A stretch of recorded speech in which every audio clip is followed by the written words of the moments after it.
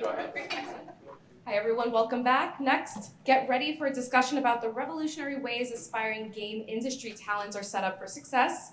Join Associate Commissioner at the Mayor's Office of Media and Entertainment, Alia Jones-Harvey, Technical Marketing Advocate for Unity, Thomas Winkley, CEO of Urban Arts, Philip Courtney, Professor of Cinematic Arts at USC, Gordan Bellamy, and moderator Josh Reynolds, Director of Modern Workplace for Microsoft Education, to learn how they are equipping the next generation of game developers with the skills, competencies, and certifications they need to begin and thrive in their careers.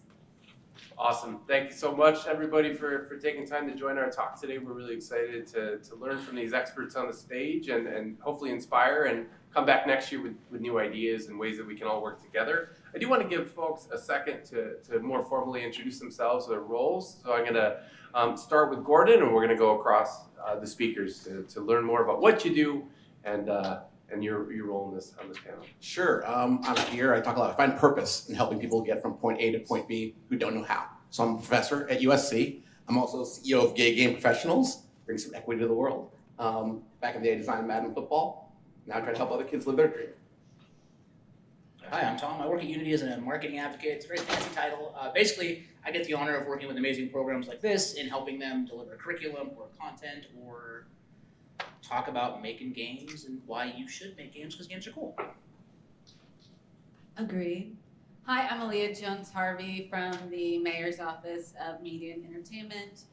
My formal title is Associate Commissioner of Workforce Development and Educational Initiatives. But today I got titled Game Czarina? Czarina? Okay, Russian. Game Czarina. So I'm excited, it's Russian, right? So I'm excited to have that title. I've been evangelizing games in the city of New York for the last 5 years, and I've been involved with Games for Change for the last 5 years. So really excited to be here to talk about some of the initiatives that the city is supporting in order to bring more game development to New York City. Czarina. Czarina, okay. Hi, I'm Philip Courtney. I'm the CEO of Urban Arts. We believe that a quality education should not depend on a child's zip code, and therefore we teach underrepresented students the art and science of game development through all of the art forms, animation, music, storytelling, but also higher level coding. We also provide private school level college access services, so our students gain the maximum in college scholarships, which is massively important. And thirdly, we connect our alumni to mentorship and internship opportunities in order to build that diverse talent pipeline, which is one of the titles of this panel.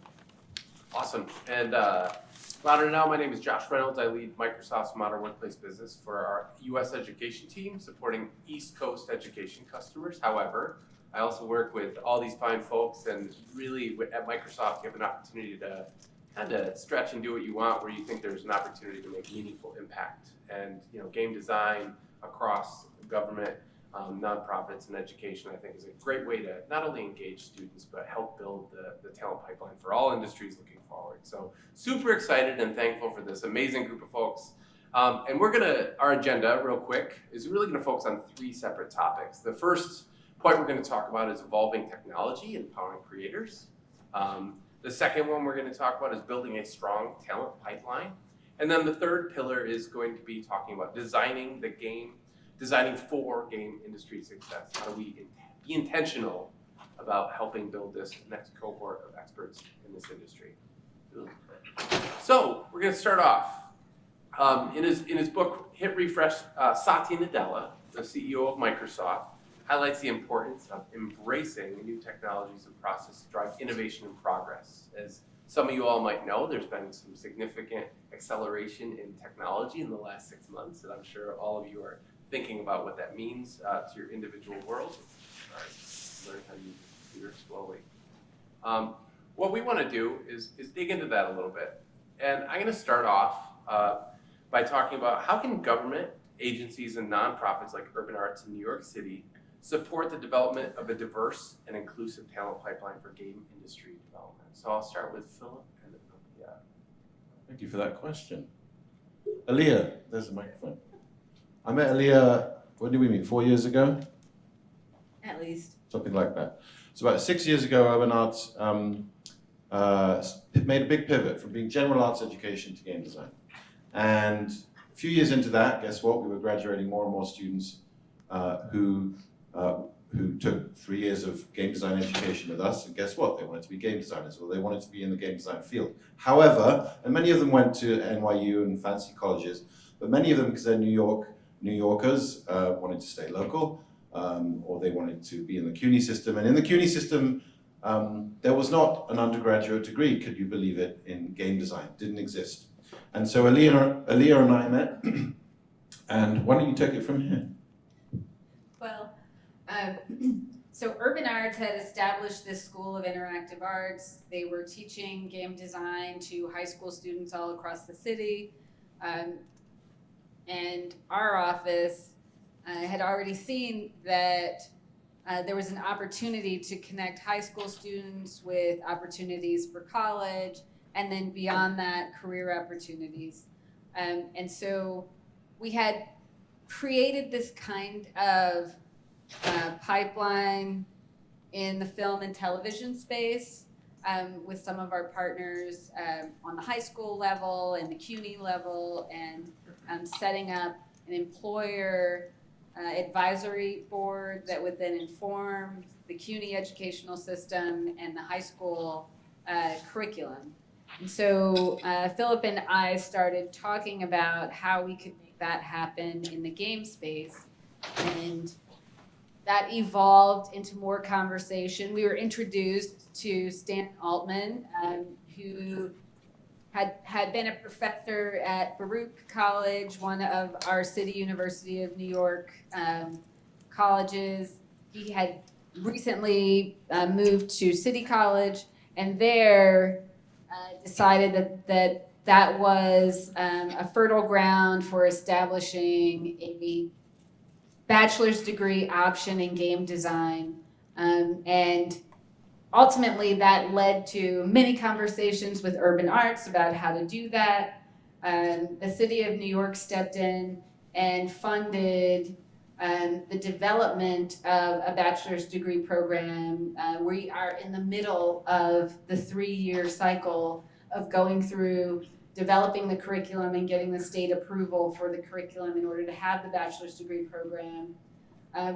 What City College did that I thought was really smart is that they brought in Hostos Community College, which has offered an associate's degree in game design for several years now. So now students that are matriculating at Hostos can transfer all those credits to City College and finish out the last 2 years towards the bachelor's degree. So all of that's happening, and all for graduating without debt. Isn't that fantastic? Graduating without debt. And Urban Arts is at the front end of this pipeline, creating the interest. So Urban Arts has expanded their reach through this program and through the funding that the city was able to provide. Thank you, $2 million, everyone.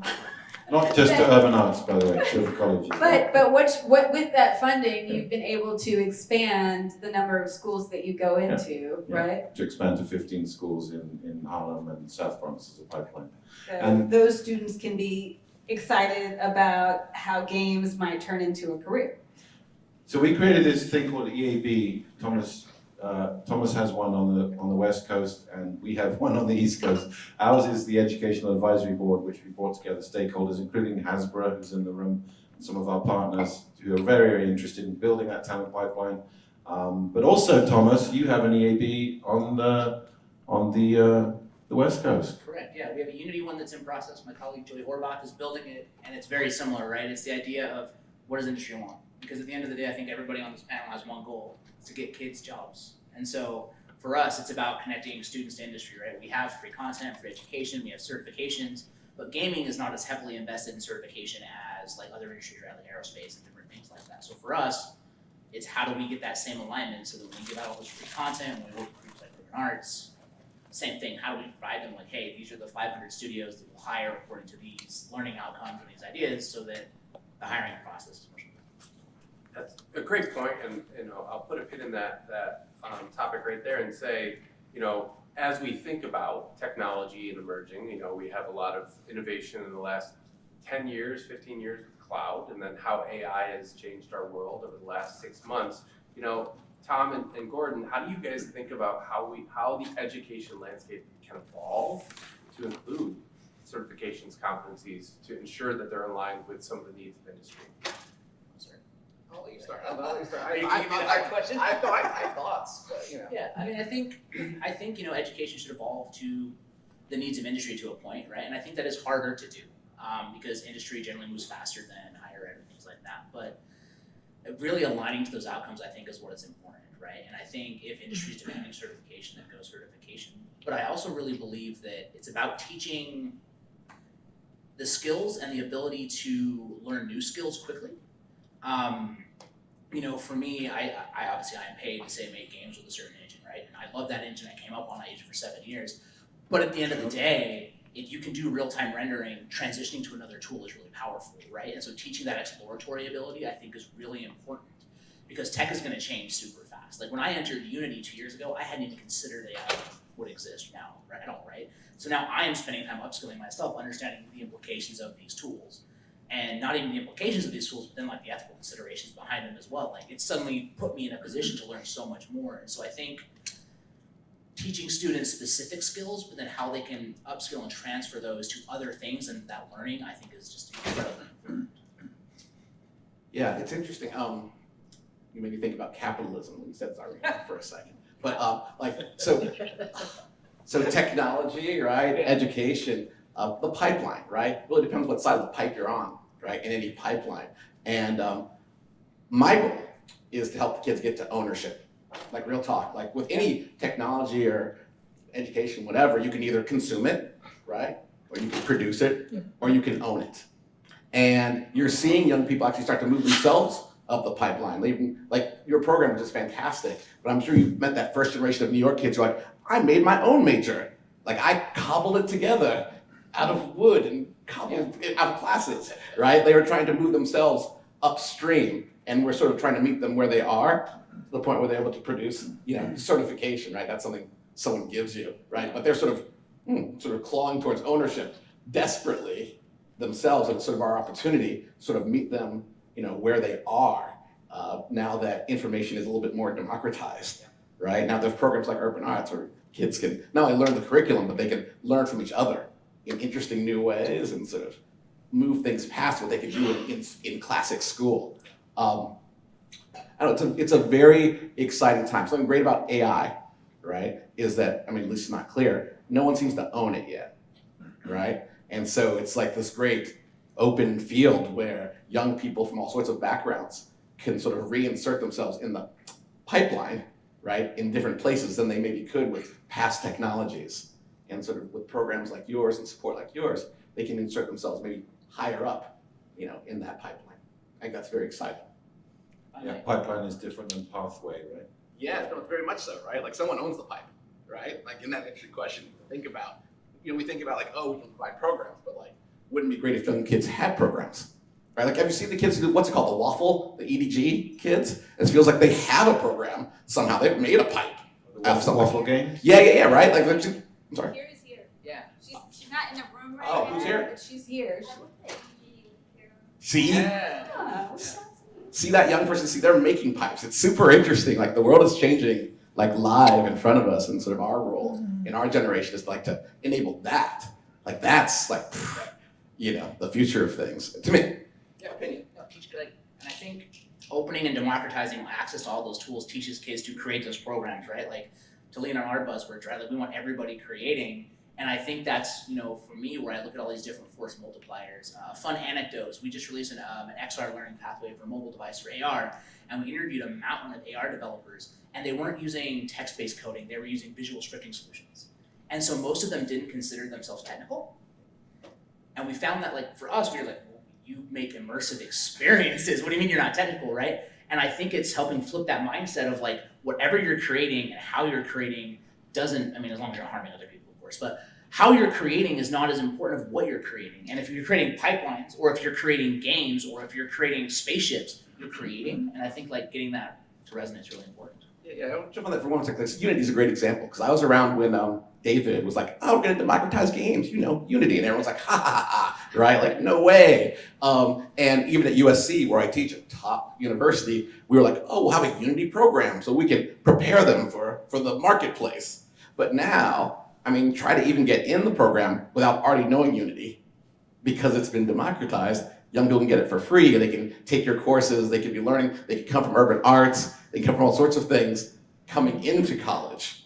And that's just 2023, but like give it a moment, like there's gonna be Unity or Unreal or whatever they call it combined, like native children who are just native to it, who are gonna be, once again, making pipelines. That's great points, and I really want to just make sure that we see this collaboration happening real time. So these folks working together toward a common purpose across government, education, and industry is really important in making meaningful, impactful change. And at the end of the day, helping, yes, whether it's a pipeline or a pathway, building something and empowering creators to get to the next level. So just really appreciate what you all are saying, and I'm encouraged to see how we can learn from that. And I really want to jump into the next topic, which is looking at building a strong talent pipeline. There's a book by the CTO of Microsoft, Kevin Scott. It's called Reprogramming the American Dream. And he has a really, really inspiring upbringing that he talks about in his book. And one of the things that he talks about is the Tectonic Academy, a nonprofit organization that partners with local businesses to provide software development training. So there's local impact. But what we're seeing on the stage here, on this group of folks, is we're already making that impact and trying to make it as national as possible. So I want to think about education and government right now. So this question is going to be aimed at Gordan and Alia, and thinking about how can educational institutions like USC and government agencies like the mayor's office collaborate to build that talent pipeline. Are there policies or initiatives that you've been intentional about in really helping build that bridge for students and creators in your ecosystems?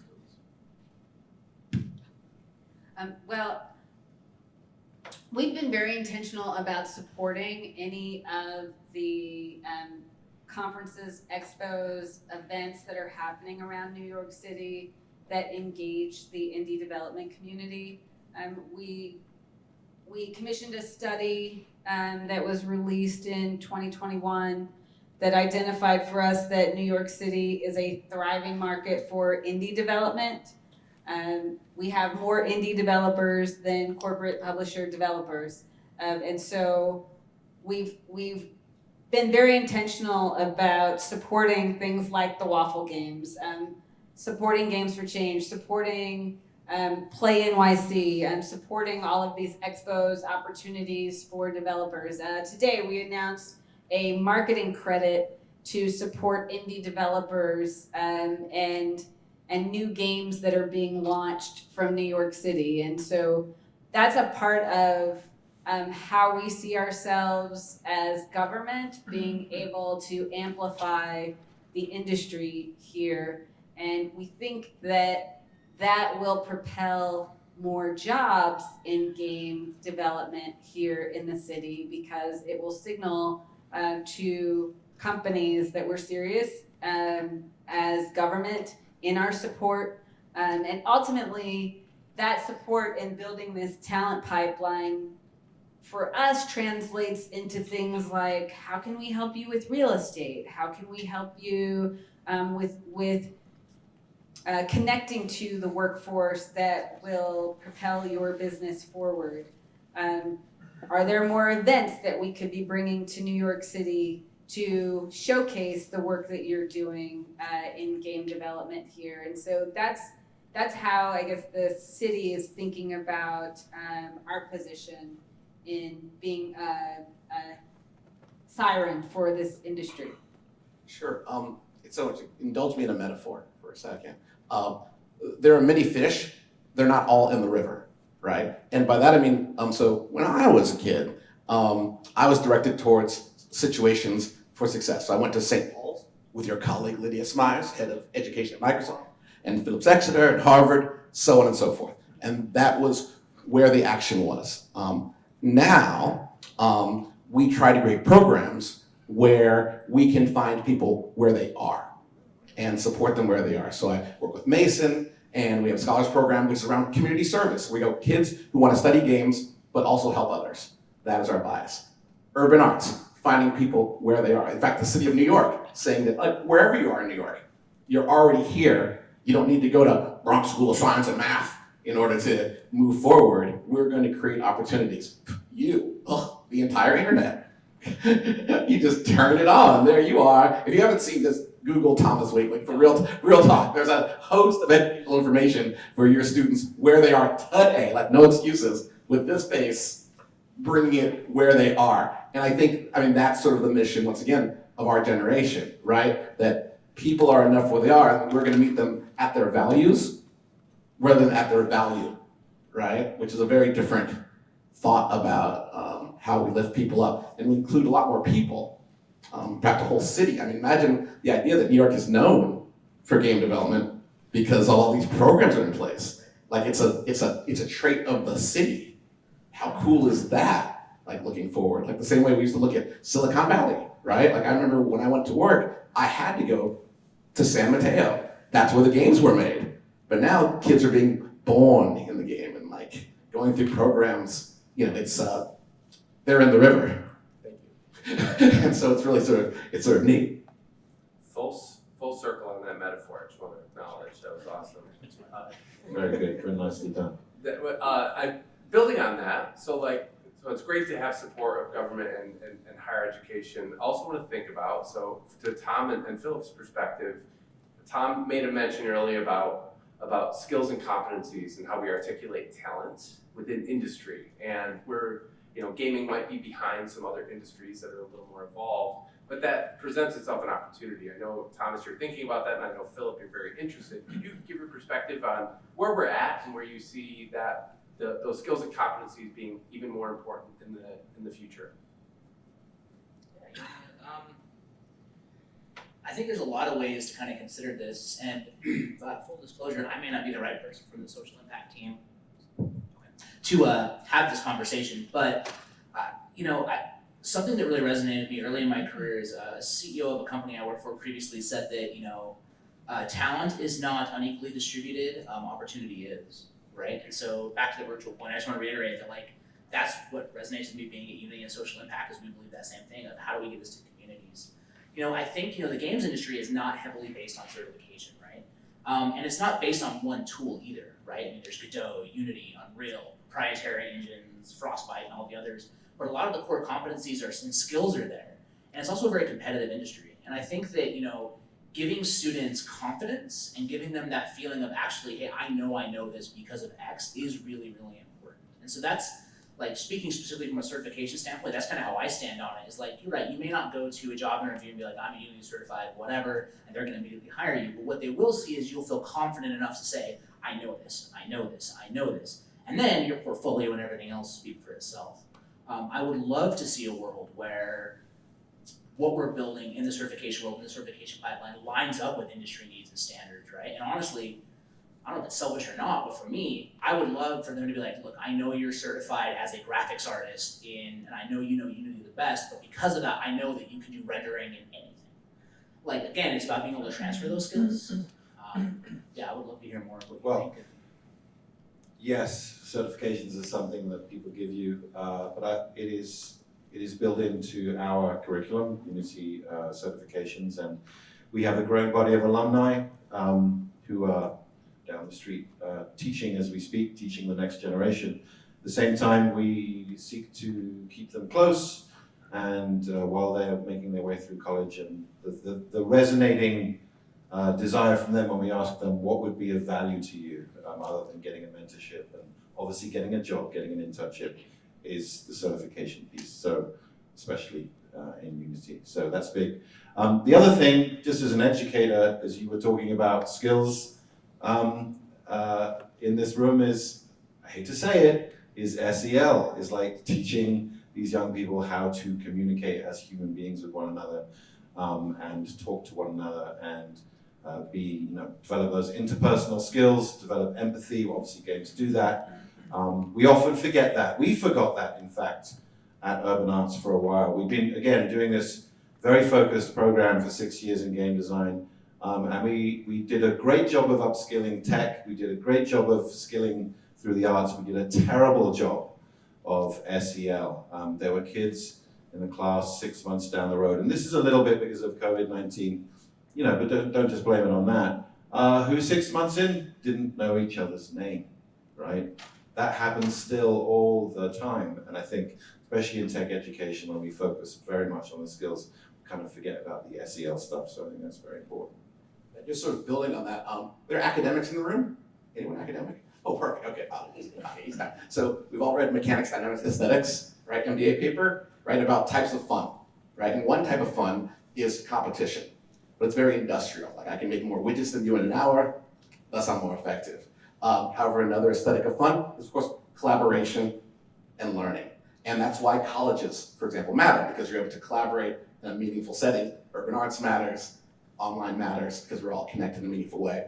And one of the opportunities that we all have in this generation is to build that collaborative gene alongside that competitive one, right? Where there are students who are not just, fitting into roles, but are actually culture adds to the organizations so they can actually stay there and not be replaced by a faster widget in the ensuing years, right? And that's why it's great to have for. It's why, the students are very proud. Like I have students at USC from your program who not only are proud of their, certification, but of their relationship with each other, right? And now you're making like a whole New York City vibe, right? Like we're, oh, you're from New York, blah, blah, blah. That's gonna be something they have in common, as an experience. And you're already doing it like with Unity Online, but it's just neat to be thinking about that because it's so, sorry, I'll make it about me for a second. Back when we went to boarding school, the first thing they do is send you a Facebook, right? A book of everyone's addresses, where they summer, their parents' names, all the things that have nothing to do with academics, but with being connected to one another for the rest of your lives, right? And the intention, right, is for these young people to be in the industry, thriving, not just a terrible racist metaphor, breaking in, but in fact to be thriving, right, as part of our industry. And so, yeah, it's great. We're doing the work, all of us. And if I can, so something you kind of hit me with when you're talking about collaboration. Oh, sorry, microphone. It got, for me, an educator had to teach me that. So I come from professional education. I did a lot of work with people that were already in industry, getting job transitions or whatever. So I didn't get to work with like high school, college until the last 2 years. And there's a high school program where they were designing space experiences using, the Navy had actually given them HoloLenses, and they were developing a spacewalk. And when I went and met these kids who were 17 years old, who were making tech better than some industry tech, industry, as I sat and talked to them, what was interesting is the way they self-divided into a functional team, and they were all so close. Like one young woman, she said, no, I hate coding. I was like, oh, okay. She's like, I also don't like art. Oh, okay. She goes, however, let me tell you about project management. And I was like, go on. And she's like, yeah, so I manage the relationship with the client. Here's all the developers' deadlines. Here's their Gantt chart. Here's their timetable. And I was like, I can't make those. But they had self-divided into these functional teams, and they were asking me more adult questions about their roles. It wasn't like, hey, how do I make games? It was like, hey, how much should I charge somebody per hour for consultation? And I was like, I don't know. Like really, really deep, thoughtful questions. So I want to add to that of like, when you're teaching those skills, if you think about how they kind of learn to collaborate, you'll start to see these natural evolutions of what they're doing. And it's because they start to have these real conversations among each other of like, oh, I've been managing the time. We put 500 hours into this. We probably should have invoiced a couple $1,000s for this work. And they start thinking about that, and it's just powerful. I don't have a point other than that's really cool. Really well stated, and I think I love how this conversation pivoted from industry certifications and competencies to really durable skills and how important it is. And I'm always encouraged when I come to events like Games for Change because it's so natural for everyone to talk to each other. You all have a passion around the same topic here, so it's exciting to see the next generation do that. So really, really encouraging. Thanks for those comments, everybody. And then in our last pillar that we're going to talk about is designing for industry success. And realistically, again, like we said earlier in the conversation, it's really important to be intentional about how we position different things. So what I really want to think about is what does that intentionality look like across these partners? Where have we seen success and where can we do it better? And I'm going to make sure we try and wrap this up in 8 or 9 minutes so we can have a few questions. So if anybody has good questions, we can start. Who wants to start? quick. I got a quick one. Same thing. You are what you own, right? And whether you own the relationships you build, because if you work for someone else, at some point you'll be laid off, because that's how life is. And you'll find out who you can call 3 times, right? The first time I got laid off, I'm really sad. Second time, well, still haven't found nothing. And then the third time, so real talk about how you're gonna move forward, like with your career. And there's only so many, you can count them, people you can call 3 times. And then there's the value you create in your own relationships to create revenue. Like, oh, I can do some consulting, like your team was doing, I can do this, I can do that, which no one can ever take away from you. And you accrue over the time of your career. Designing for that is designing for success, because that's freedom, right? That's like true freedom, which is, to me, what success is for people. Well, one thing I would say is one enlightening moment for us was a few months ago, or maybe it was a year ago, I don't know. We came to the conclusion that Urban Arts, as a not-for-profit, teaching students game design, but we are not ed tech, we are not Unity, we're not trying to be Unity, we are not Minecraft education, which may sound very obvious to you, but apparently wasn't obvious to me. But what we can do a much better job of is partnering and leveraging what Unity has to offer. And so we have this amazing collaboration, talk about equitable education and inclusive, where we are partnering on a federal research grant. We're using the Unity engine, which, by the way, in the last couple of years has become democratized and can be run on a Chromebook, because that's where we live with schools, with students, right? Chromebooks, they are not powerful, they are cheap, but they are accessible, and they're democratized. And the ability for us to run our program on the Unity engine has been a complete game changer. And on top of that, and I give you guys full credit for this because it's just absolutely true, we're expanding every year the reach, and we were struggling with finding new teachers, or maybe I'm overstating it, but we were looking at how do we expand and get into more classrooms, because that's the mandate of this research grant, right? We were doing it our old traditional way, which is like talk to a school district, you know how quickly that goes, right? Talk to a school district, teachers, et cetera, and then one of our people at Urban Arts had the brilliant idea of why not just leverage the Unity community of teachers and access it in that way. And I cannot tell you, overnight or over a period of a couple of weeks, went from being basically working in 2 states to working in 9 states. Why? Because there was this buy-in from Unity teachers or teachers that want to use Unity in their classroom or have used Unity in their classroom, but what they needed was a formal professional learning model, which is what we provide, including stipends. And so to me, just a match made in heaven there, and it's just, you know, recognizing what we're not good at and working with a great industry partner. And I would just add, the Mayor's Office of Media and Entertainment partnered with Minecraft Education and Department of Education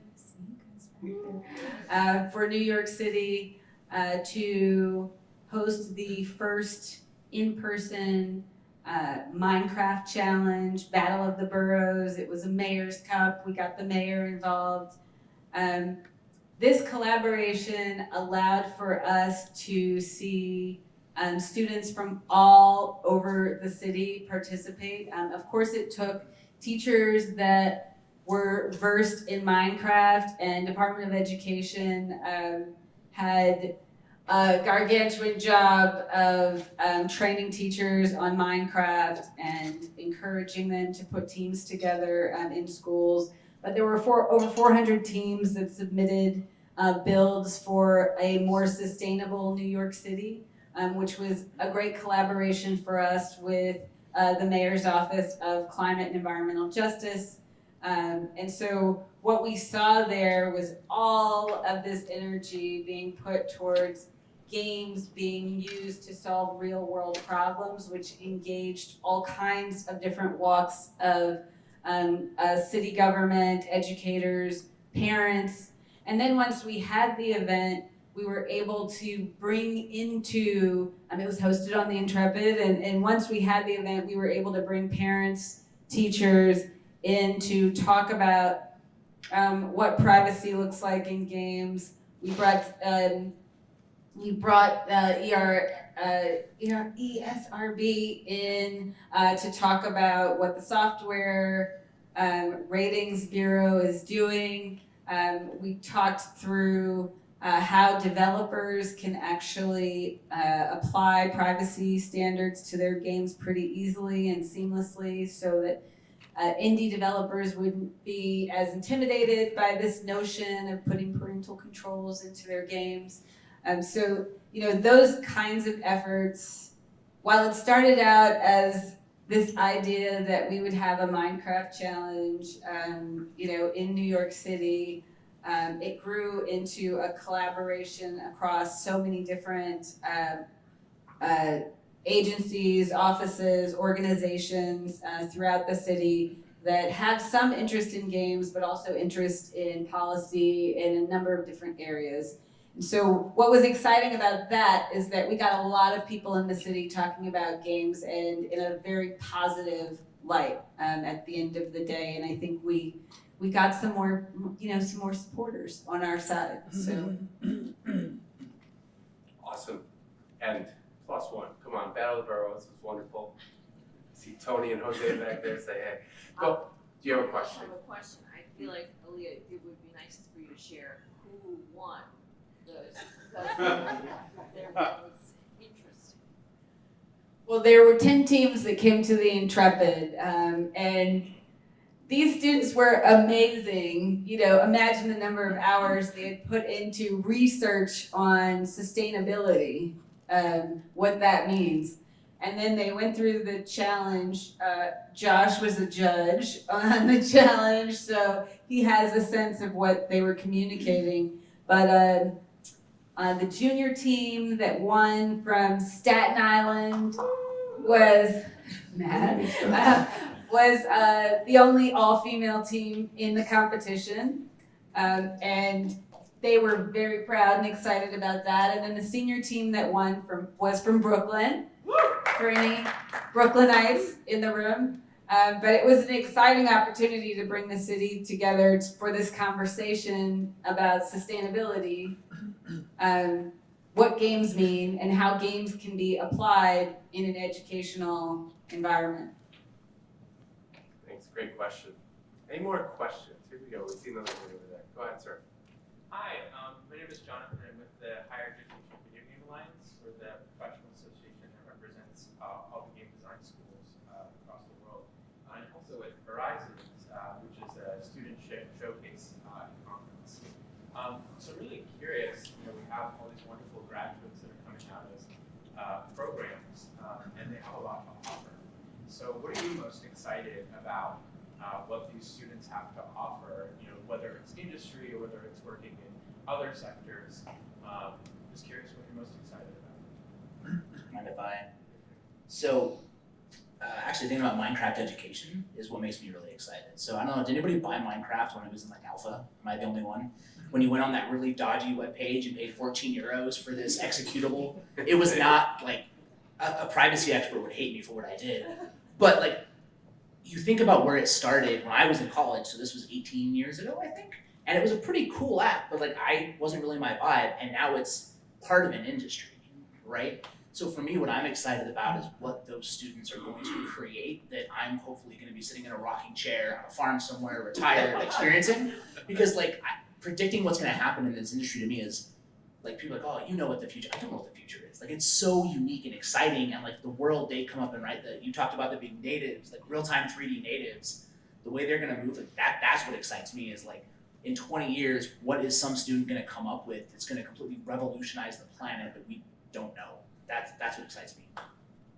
Because I run an education organization, I'm always amazed, and happily so, that our students, when they start, they want to be game designers in the industry. The amount that come back and have a vested interest in teaching the next generation, and I feel like we're building this army of just, and game design teachers are hard to find in the world, by the way, you know this, right? But this talent that we're growing, not just to go and like make the next amazing thing, but to actually teach the next generation. What I'm seeing, I mean, we just hired full-time one of our students who just graduated NYU and was just a superstar student. And we had a very honest conversation with her around, are you sure you just want to come and become part of our faculty because it's the easy thing? Or, is this, long story short, this became her passion because she found this passion, her name's Darcy, over a 4-year period and decided, actually, I don't want to be in the games industry. I want to train the next generation. And I'm just seeing a lot of that. And that's very exciting to me. Yeah, I'm excited. First plug, hevga.org for those who are looking for the higher education video game. It's right there on your phones. I'm excited for them to become sentient, right? And by that I mean, I see 3 of them behind you, right? But they haven't formed their little Voltron yet.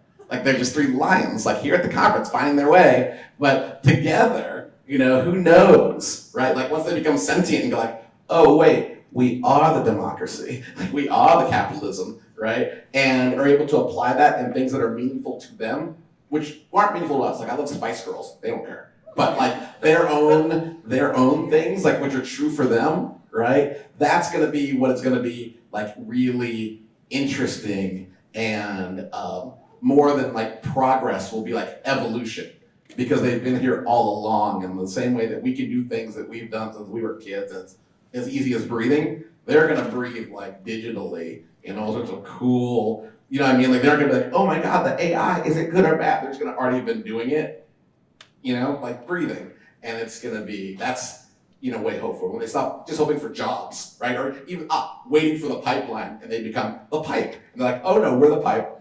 We're doing what we're doing. We're doing and it's gonna sound like hip hop to us or loud rock and roll. Like, why are they doing this racket with all their digital abilities? Why are they making all this noise? But their noise will be the new music.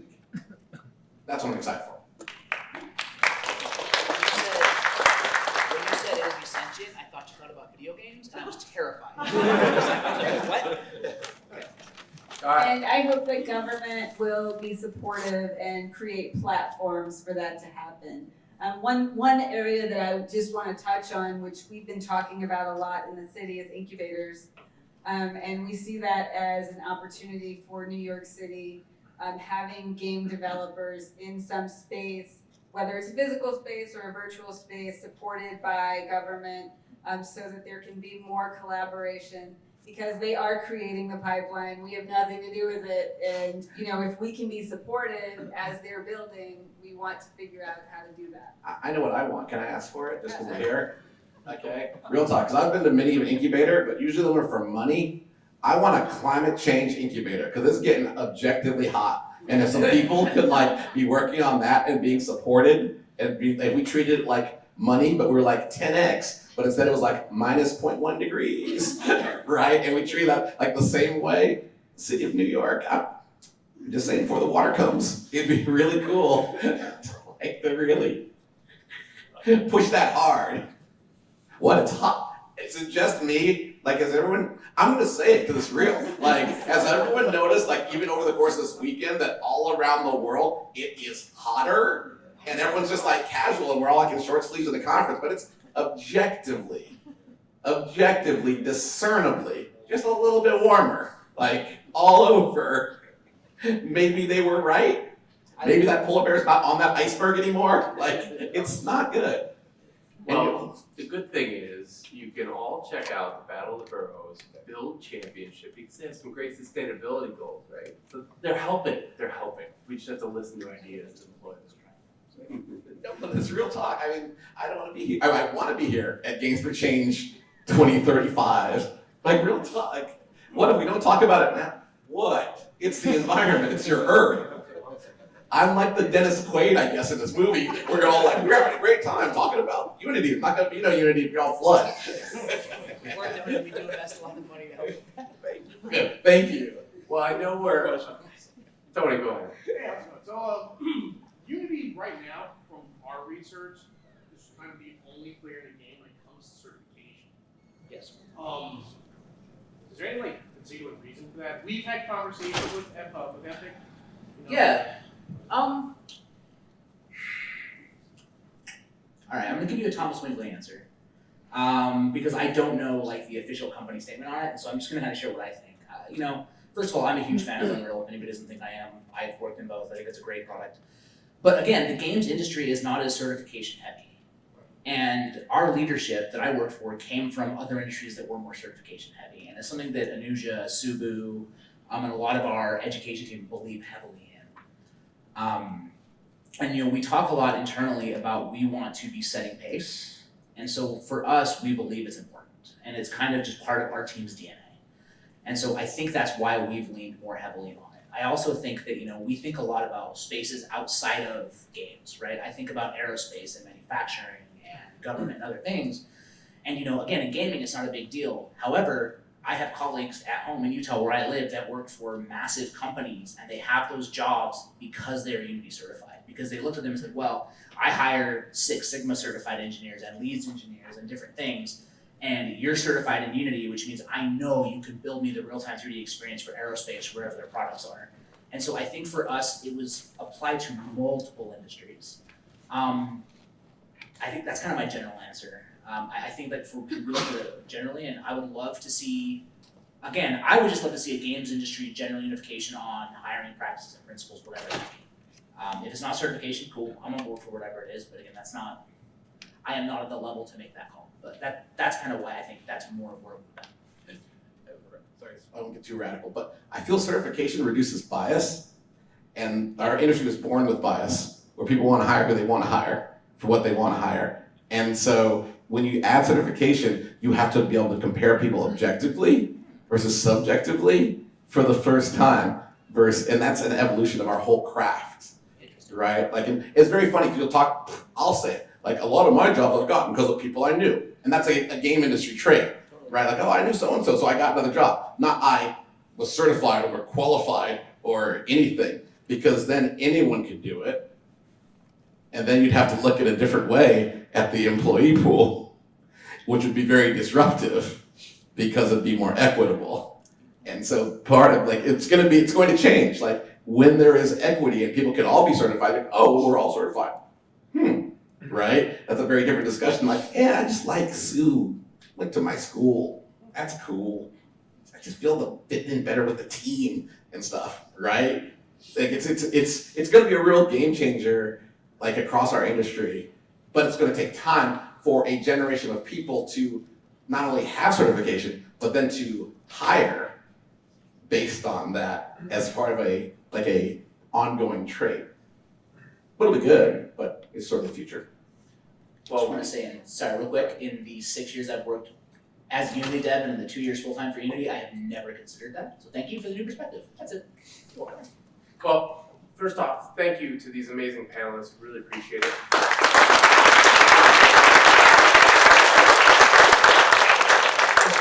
Thank you for your attendance and your attention, and we hope that your interest and your passion, helps you reflect and bring some of these principles back to the communities that you serve, whether it's nonprofit, government, education, or industry. And I'd encourage you to really work together to really drive meaningful outcomes together, because that's how we're going to make a difference in the world. And hopefully when we come back next year, we're going to have a totally different discussion based on all the progress we've had. Thank you so much.